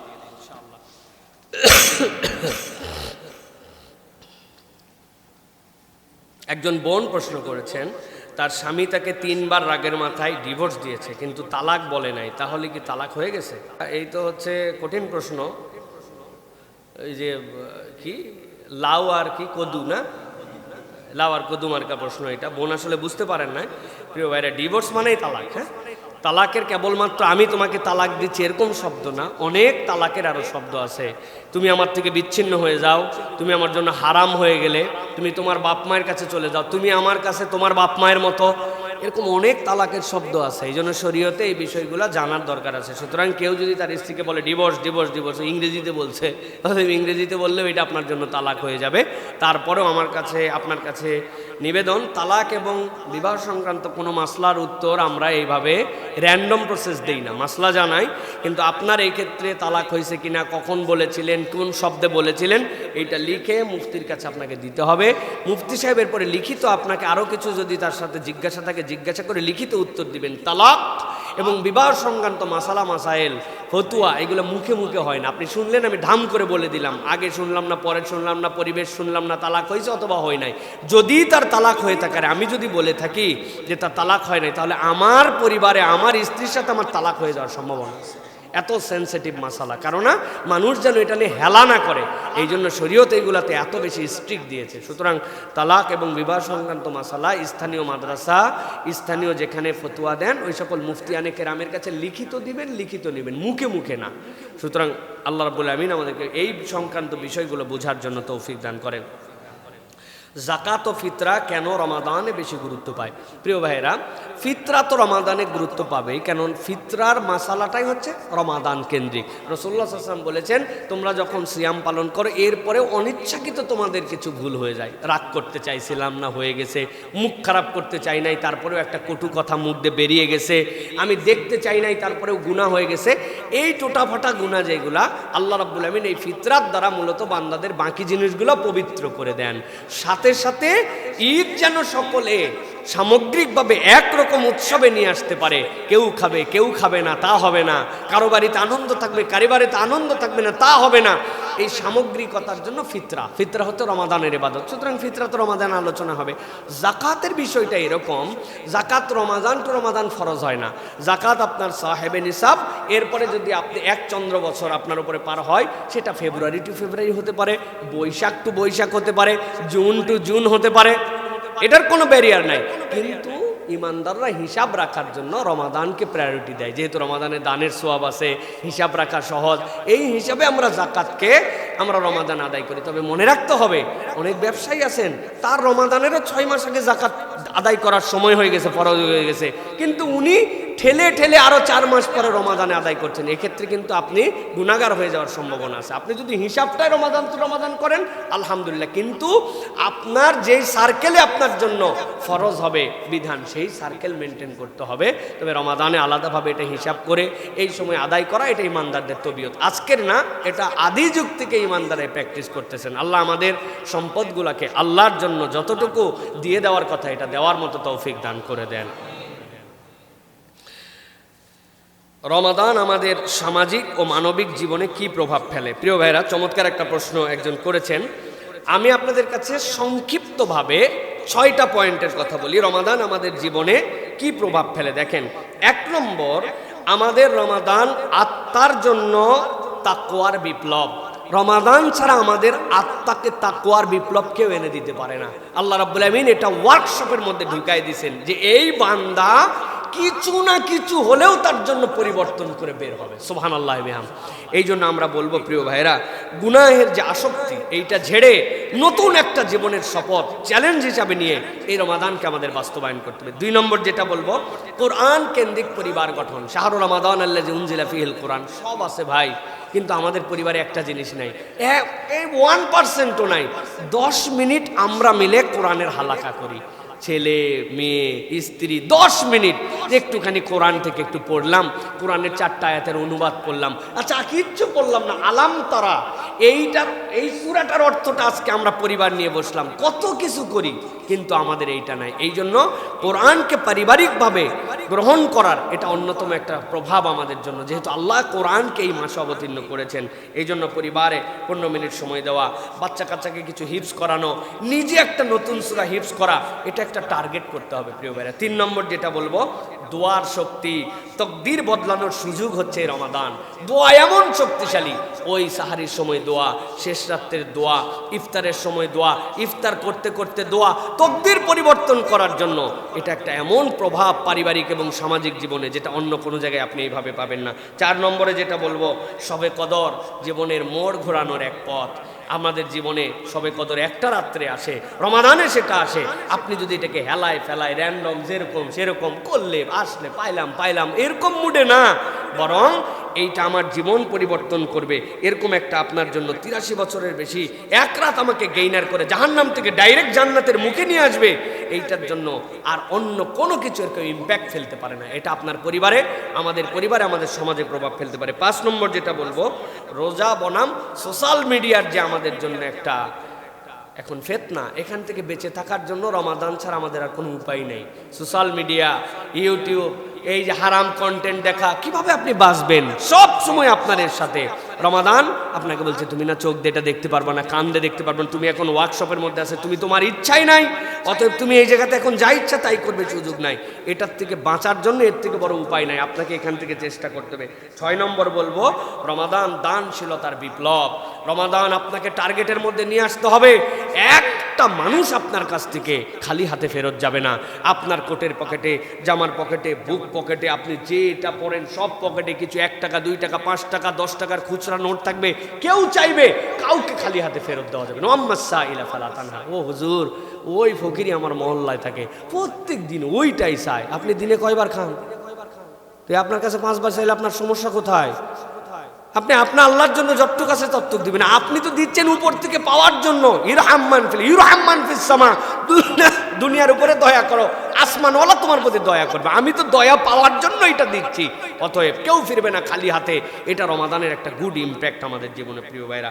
সবশেষ যেটা বলবো প্রিয় ভাইরা, রমাদান আমাদের জন্য এমন কিছু রোড ম্যাপ নির্ধারণ করে দিয়ে যায়, বাকি 11 মাস যেন আমরা সেই অনুযায়ী চলতে পারি। এই ইম্প্যাক্ট কেউ দিতে পারে না। যেই লোক ফজরে উঠতে পারে না, এখন এই লোক সবার আগে ফজরে চলে আসে।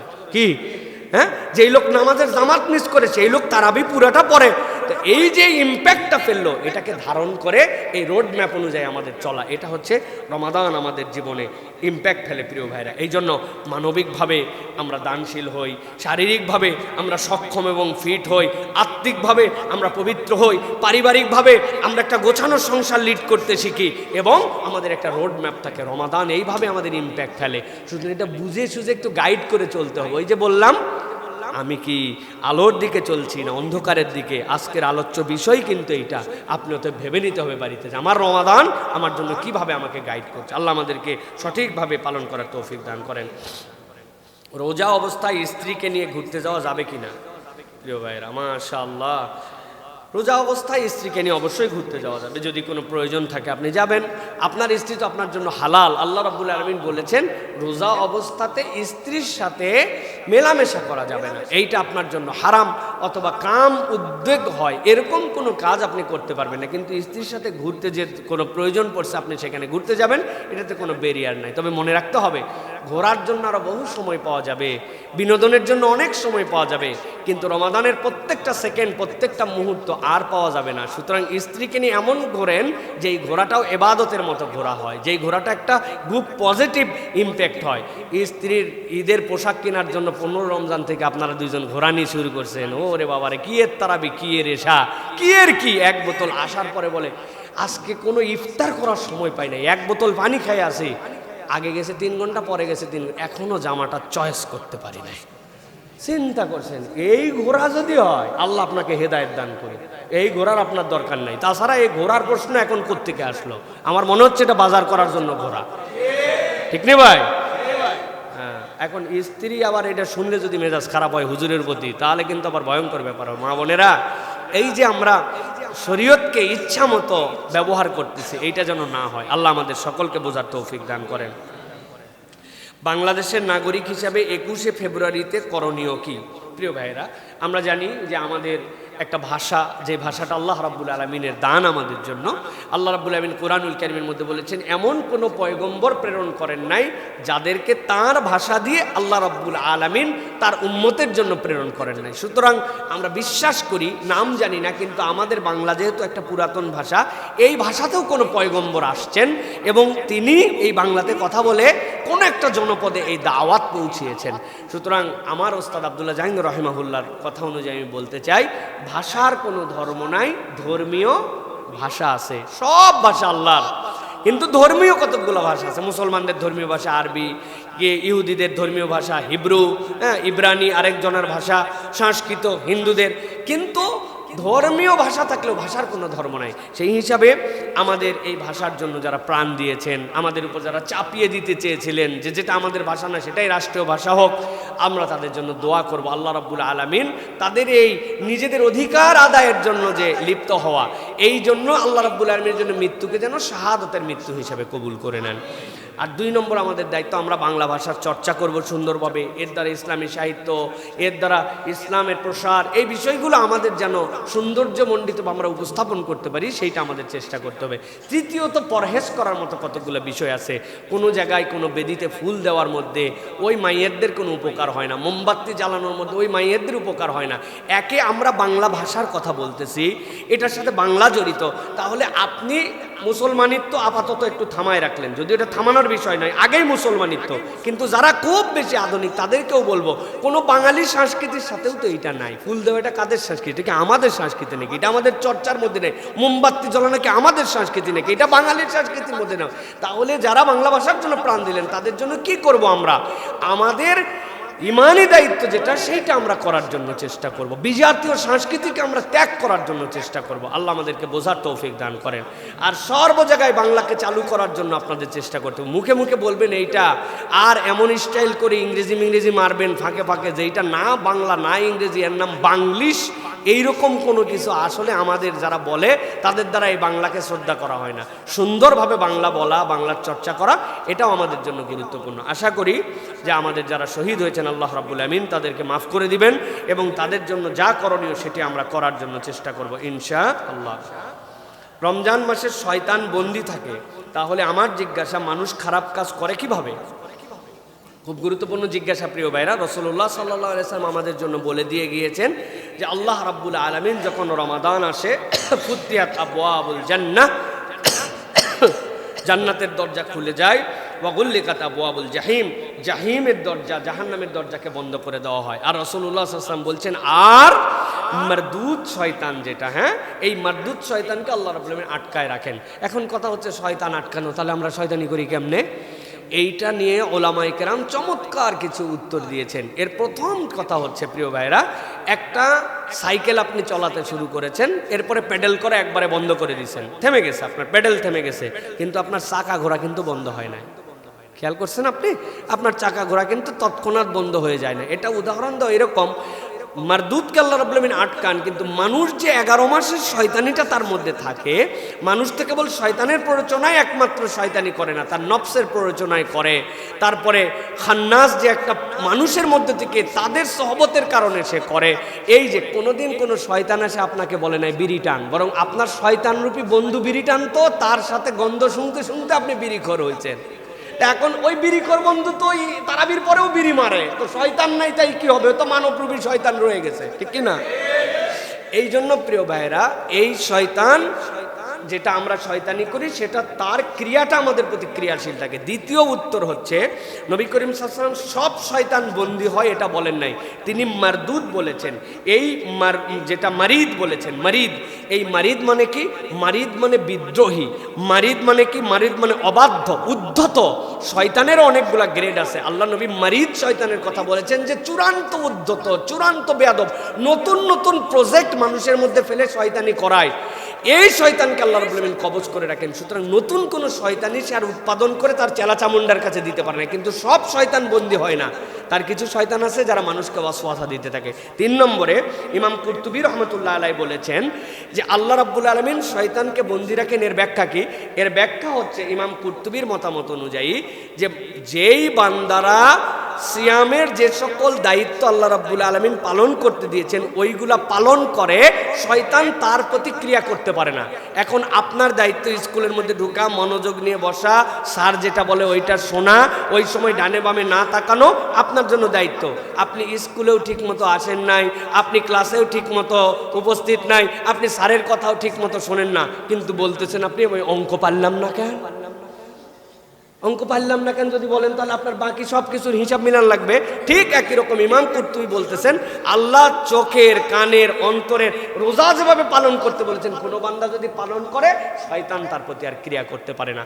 সর্বশেষ মুহাদ্দিসিনে কেরামের একটা ব্যাখ্যা আছে, সেটা হচ্ছে তারা অনেকে বলেছেন এটার দ্বারা মূলত আল্লাহ রাব্বুল আলামিন রূপক অর্থে বুঝিয়েছেন। রূপকটা কিরকম? বান্দা যখন রমাদানে প্রবেশ করে, এই রমাদানটা তাকে এমন কতকগুলা গুড ইম্প্যাক্ট দেওয়ায় যেটা বোঝা যায় যে ওই মানুষ হিসেবে আল্লাহর একটা বিশেষ রহমত সে পেয়েছে, সে একটা বিশেষ পরিবর্তনের দিকে এসেছে। এই হিসাবে শয়তানিটা তার থেকে কমে যায়, ভালোর কাজটা তার বেড়ে যায়। এই হিসাবে আমরা বলতে পারি প্রিয় ভাইয়েরা, রাসূল সাল্লাল্লাহু আলাইহি ওয়াসাল্লামের কথা ঠিক আছে, উদ্ধত অবাধ্য শয়তান তার সাথে যুক্ত হতে পারে না। কিন্তু মানুষ যেটা ক্রিয়াশীল, তার অন্যান্য শয়তানি, নফসের শয়তানি, সহবতের শয়তানি, এইগুলা তার মধ্যে থাকার কারণে 100% কাজ করে না। তবে তার জন্য 100% কাজ করবে ইনশাআল্লাহ, যদি ওই বান্দাটা রোজার সামগ্রিক প্রচেষ্টা আল্লাহর নির্দেশগুলো মেনে নেয়, তাহলে অবশ্যই আল্লাহ রাব্বুল আমিন তাকে এখান থেকে বাঁচায় দিবেন। আশা করি আপনার উত্তর পেয়েছেন। আল্লাহ আমাদের যাবতীয় শয়তানি থেকে হেফাজত করেন। রোজা রেখে যাতে ক্ষুধা কম লাগে এমন কোনো আমল আছে প্রিয় ভাইয়েরা? রোজা রেখে ক্ষুধা কম রাখার আমল, এটা তো একটা সাংঘাতিক জিজ্ঞাসা প্রিয় ভাইয়েরা। আমি তারপরে আপনাদের কাছে, হয়তোবা অনেক মানুষ আছে দেখবেন ভাই, আপনার কষ্ট হয় না কিন্তু অনেকের কষ্ট হয়। অনেক মানুষজন রোজা রাখলে অনেক ধরনের তাদের ক্ষুধার বিভিন্ন ধরনের টেন্ডেন্সি আছে। শরীয়তের দিক থেকে আমি বলবো ভাই, এরকম কোনো আমল প্রাথমিকভাবে নাই যে উমুক দোয়া পরে আপনি খালি সিয়াম পালন করে দেখেন আপনার পেটে কোনো ক্ষুধাই লাগবে না। আপনি যদি মানুষ হন তাহলে আপনার ক্ষুধা, এটা আপনার ফিতরাত, আপনার লাগবে। কিন্তু কৌশলগুলা দেখেন, রাসূল বলছেন সর্বশেষ মুহূর্তে সাহরি করো, তাহলে এটা আপনার 1 নম্বর, যে শেষ মুহূর্তে আপনি কিছু পিপাসা ক্ষুধা নিবারণ করলেন, একদম লাস্ট টাইমে, অনেক আগে খাইলেন না। 2 নম্বর দেখেন, খেজুর খাও বলেছেন না, সুবহানাল্লাহ। খেজুরের মধ্যে কি আছে? খেজুরের মধ্যে মিনারেল আছে, খেজুরের মধ্যে অনেক কিছুর সাথে সুগার আছে, কিন্তু খেজুরের মধ্যে ফাইবার আছে। এই ফাইবারটা সবচেয়ে দীর্ঘ সময় ধরে ধরে আপনার শরীর থেকে বের হবে এবং এই সুগারগুলা নিঃসরণ হয়ে আপনার ব্রেনে যাবে, আপনার রক্তে যাবে, এরপরে সেখান থেকে ইনসুলিন নিঃসরিত হয়ে আমাদের পেশির মধ্যে যাবে, যাওয়ার পর আমাদেরকে উদ্দীপ্ত করে রাখবে। সুতরাং খেজুর খাওয়া, এটা 1 নম্বর। 3 নম্বর যেটা প্রিয় ভাইরা, সেটা হচ্ছে দুধ আমাদের জন্য বলা হয়, যাদের পেটে সয়, দুধ হচ্ছে একটা সামগ্রিক সকল জিনিস যুক্ত হয়ে আল্লাহর পক্ষ থেকে একটা নিয়ামত, একটু দুধ খাওয়া। আর তৃতীয়ত যেটা বলবো প্রিয় ভাইয়েরা, ক্ষুধার সাথে আরেকটা আত্মার সম্পর্ক আছে। সেটা কিভাবে? আল্লাহ রাব্বুল বলছেন, আলা বিযিকরিল্লাহি তাতমাইন্নুল কুলুব। আপনি একটু তেলাওয়াত করলেন, আপনি একটু তাসবিহ করলেন, নিজের কান শুনতে পায়, এই রকম করে করে আপনি দিনের 3 পোরশনে, জোহরের আগে, আসরের আগে, মাগরিবের আগে 3 পোরশনে আপনি 3 পাতা করে কোরআন শরীফ পড়ে দেখেন, বেশি জোরে না, কোরআন পড়ছেন, নিজের কান নিজে শুনতে পায়, এরকম একটা মৃদু আওয়াজে আপনি পড়বেন আর আল্লাহর জিকির করবেন। ইনশাআল্লাহ আল্লাহর সাহায্য চাইলেন যে আল্লাহ আমার অতিরিক্ত ক্ষুধা লাগে, ক্ষুধার কষ্ট হয়, তুমি আমাকে এক্ষেত্রে সহযোগিতা করো। তবে যাদের অতিরিক্ত ক্ষুধা লাগে এদের বেশি উপকার আরও হয় শরীরের জন্য, এদের শরীর বেশি ফিট হয়, কারণ এদের খাদ্যের হজম শক্তি অনেক পাওয়ারফুল। এইগুলা পেট রমাদানের পরে আরও পাওয়ারফুল হবে, দেখবেন এরা সব এক একটা মানে বুস্টার মুমিন হয়ে যাবে ইনশাআল্লাহ। আল্লাহ আমাদেরকে বোঝার তৌফিক দান করেন। রমাদান মাস আসলে পণ্যের দাম বৃদ্ধি পায়, এই সব ব্যবসায়ীদের জন্য দয়া করে কিছু বলবেন। মুসলিম বাজারে প্রচুর ব্যবসায়ী, লেবুর দাম হিসাবের বাহিরে। প্রিয় ভাইয়েরা, প্রথম কথা হচ্ছে নবী করিম সাল্লাল্লাহু আলাইহি ওয়াসাল্লাম বলছেন, এই দুনিয়াতে পাপাচারী ছাড়া কেউ মজুদ করে না, এটা 1 নম্বর উসুল। 2 নম্বর, নবীজি বলছেন, তুমি যদি জনগণকে কষ্ট দেওয়ার জন্য মজুদদারি করো, আল্লাহ তোমার উপর 2টা জিনিস চাপায় দিবেন, একটা তোমার মহামারী হবে, আরেকটা হচ্ছে মৃত্যুটা তার ভালো হবে না। 3 নম্বরে যেটা রাসূলুল্লাহ সাল্লাল্লাহু আলাইহি ওয়াসাল্লাম আপনার আমার জন্য বলেছেন, কেউ যদি মধ্যসত্ত্ব ভোগ করে মানুষকে কষ্ট দেওয়ার জন্য পণ্য মজুদ করে অথবা দাম বাড়ায় দেয়, কিয়ামতের দিন আল্লাহ একটা হাঁড়ি রাখবেন, ওই হাঁড়িটা হচ্ছে জাহান্নামের একটা আগুনের হাঁড়ি, আল্লাহ ওই হাঁড়ির মধ্যে বসায় তাকে আযাব দিবেন। নাউজুবিল্লাহ বলবেন না? সুতরাং এই ব্যবসায়ীদের জন্য যে হুমকি, আবার বড়র দিক দিয়েও বিরাট বড়। আল্লাহ নবী বলছেন, একজন সৎ আদর্শবান ব্যবসায়ী সে সিদ্দিকদের সাথে, নবীদের সাথে জান্নাতে থাকবে। সুবহানাল্লাহ। সুতরাং আমরা বলবো, ও ভাই, এই রমাদান তো মানুষের পেরেশানি মুক্ত করার জন্য এসেছিল, মানুষ একটু আত্মার দিক দিয়ে প্রশান্তি নিয়ে ইবাদত বন্দিগিতে যাবে। এখন কোনো ব্যবসায়িক দুরসন্ধির কারণে এই লোক যদি খালি চিন্তা করে ছোলার দাম বাড়লো, পেঁয়াজের দাম বাড়লো, অমুকের দাম তুমুকের দাম, খালি বাড়ার তালে আসে, তাহলে আপনি এই মানুষগুলার শত শত মানুষের মধ্যে ইচ্ছাকৃত কষ্ট দিচ্ছেন, আল্লাহ রাব্বুল আলামিনের কাছে ধরা খেতে হবে। দ্বিতীয় একটা কথা হচ্ছে, সব যে ব্যবসায়ীরা কোলে ফেলে এরকম বিষয় কিন্তু না, আমাদের নিজেদেরও কিছু আচার ব্যবহারের কারণে আমাদের কিন্তু বাজারের এই সকল ইমব্যালেন্স তৈরি হয়। আমি চিন্তা করে রাখছি, যদি বাইরে যায় 15 রোজার পরে যে চাইতে নে 2 কেজি লাগতো, 7.5 কেজি কিনে ফেলাইছি। এই পার্টি আছে না নাই? তা আমারও তো দোষ আছে ভাই। আমি বাজারের মধ্যে যেই প্রভাবটা 1 কেজির ডিউরেশনে 1000 লোকের, 1000 লোকে কিনছে, ওইটা হচ্ছে 5 কেজি করে। আপনি বোঝেন তো তাহলে পণ্যটা কোন জায়গায় চলে যাবে। এইটা আমাদেরও কিছু কিছু জায়গার মধ্যে এটার মধ্যে দুর্বলতা আছে, যে গেছি ভাই, পরে পাই কি না পাই, নিয়ে ফেলা, আজকে টাকা আছে না। আপনি আরেকজনের কথা চিন্তা করলেন না, আমি যদি আজকে সব কিনে নিয়ে যাই, এরা মনে করবে বাজারে সংকট তৈরি হয়ে গেছে, আরেকটা যে কম আয়ের মানুষ তার প্রতিও তো প্রভাব পড়বে। সুতরাং আমাদেরকেও চেক অ্যান্ড ব্যালেন্সে থাকতে হবে। 3 নম্বর কথা, লেবু এখন বাংলাদেশে ভাইরাল আইটেম না প্রিয় ভাইরা? লেবু সিম্বল অফ অ্যারিস্টোক্রেসি। আমি 2 হালি লেবু কিনেছি, বাবা অনেক টাকা তাহলে আপনার। এই যে একটা ভাবের মধ্যে আমরা নিয়ে আসছি, এটা 2টা কারণ আমি মার্কেট অ্যানালাইসিস করছি। একটা হচ্ছে ভাই, আমার ছাদের মধ্যে লেবু গাছ আছে 3টা, আল্লাহর দয়ায় আমার স্ত্রী যেই গাছই লাগাক, এই মরা গাছের মধ্যে আল্লাহ রাব্বুল আলামিন প্রচুর পরিমাণ ফল ফুল দান করে, এটা তার একটা হাতের বরকত। তো আলহামদুলিল্লাহ যাইয়া দেখি একটাও লেবু গাছে নাই। কারণ কি? এইটা সিজনটাই হচ্ছে ওই গাছের জন্য চুপ করে থাকার। এখন সে ফুল দিবে কিছুদিন পরে, তো সারা দেশের আবহাওয়া তো আমাদের একরকম, তাহলে এখন তো লেবুর সময় নাই।